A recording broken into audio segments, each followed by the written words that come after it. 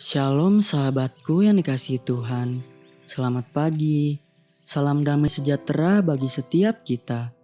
Sahabatku, tema renungan pagi hari ini yaitu makanan yang kudus.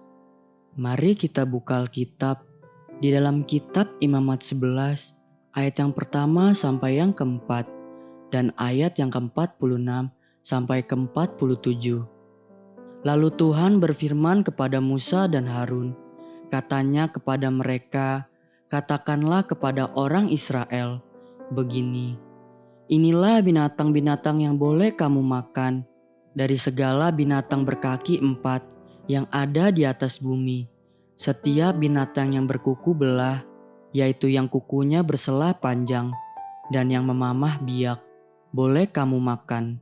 Tetapi inilah yang tidak boleh kamu makan, dari yang memamah biak atau dari yang berkuku belah, unta. Karena memang memamah biak, tetapi tidak berkuku belah, haram itu bagimu. Ayat ke-46 sampai 47.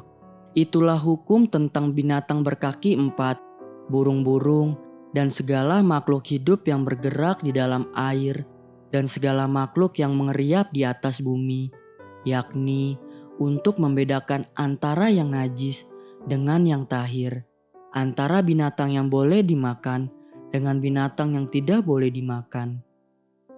Sahabatku, seakan Tuhan itu terlalu hendak ikut campur di dalam segala aspek hidup manusia.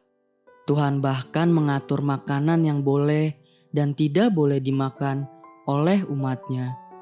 Sebenarnya, semua yang firman Tuhan katakan di kitab Imamat ini tentang apa yang boleh dan tidak boleh dimakan oleh bangsa Israel, itu memang baik dan berguna bagi kesehatan manusia.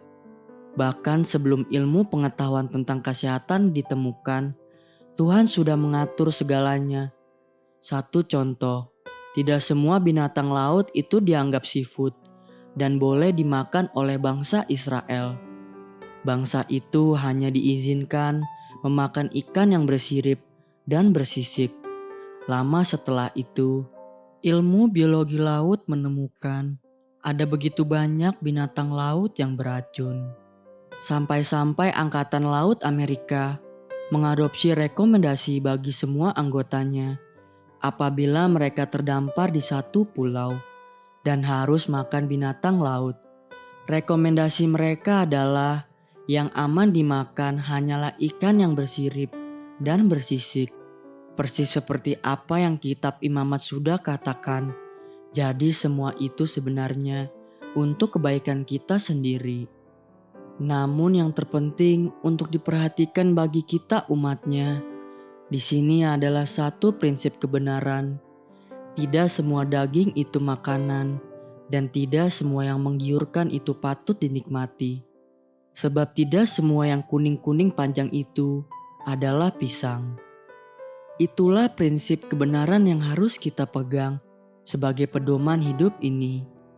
Di ayat 47 dari kitab Imamat 11 di atas berkata, yakni untuk membedakan antara yang najis dengan yang tahir, antara binatang yang boleh dimakan dengan binatang yang tidak boleh dimakan.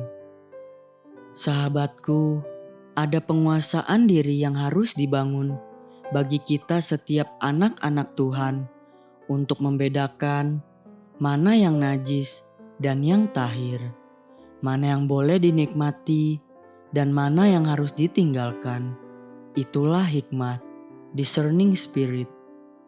Tanpa discerning spirit atau roh yang membedakan, maka anak-anak Tuhan akan menjadi liar dan tidak dapat bertumbuh secara karakter, bahkan akan dikuasai oleh roh agamawi dan menjadi batu sandungan bagi orang lain. Kita melihat dan mungkin mengenal beberapa orang percaya yang hidup kesaksiannya telah banyak sekali menjadi batu sandungan bagi orang lain. Sebab pada dasarnya mereka tidak dapat membedakan mana yang boleh dan tidak boleh dimakan. Kejahatan penipuan, kecurangan dan perampokan telah dilakukan oleh orang-orang yang menyebut dirinya orang percaya. Beberapa waktu lalu, salah satu stasiun TV di Indonesia mengulas tentang 5 orang koruptor dan buronan terbesar di bangsa ini.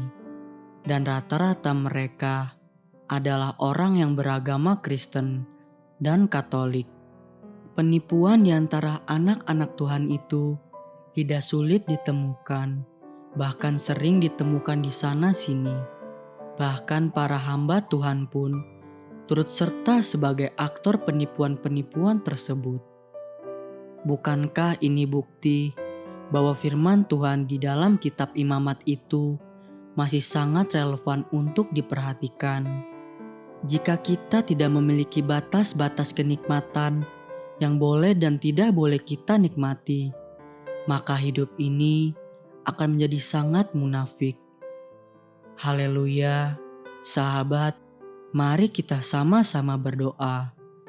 Bapa Surgawi, ajari aku untuk mengekang hawa nafsuku sendiri, supaya aku tidak dikuasai roh rakus yang memakan segalanya dan menghalalkan semuanya.